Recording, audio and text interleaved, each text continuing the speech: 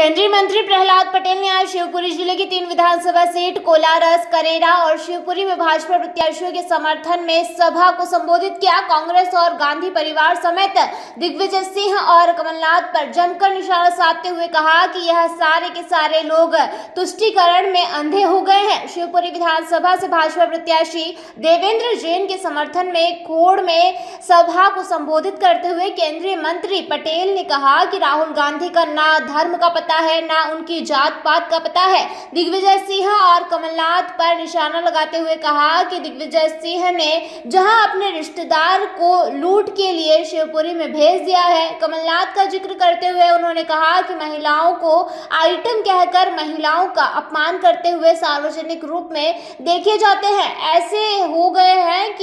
ऐसी हो गई है कांग्रेस। उन्होंने कहा कि बीजेपी 3 दिवाली मनाने के लिए तैयार है। एक दिवाली प्राकृतिक दिवाली है, एक दिवाली 3 दिसंबर को मनाएंगे जब भाजपा 5वीं बार मध्य प्रदेश में अपनी सरकार बनाएगी और तीसरी दिवाली नरेंद्र मोदी को प्रधानमंत्री बनाकर भाजपा दिल्ली में अपनी तीसरी दिवाली मनाएगी।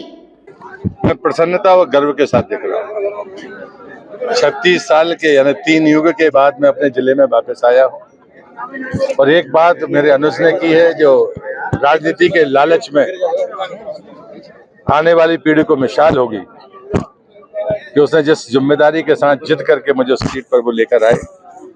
इस राजनीति में परिवारवाद कहने वालों के लिए मुंह पे चाटा है और मैं परिवारवाद का विरोधी हूँ, सामंतशाही का विरोधी हूँ। मैंने जीवन भर भय समाप्त करने के लिए काम किया है।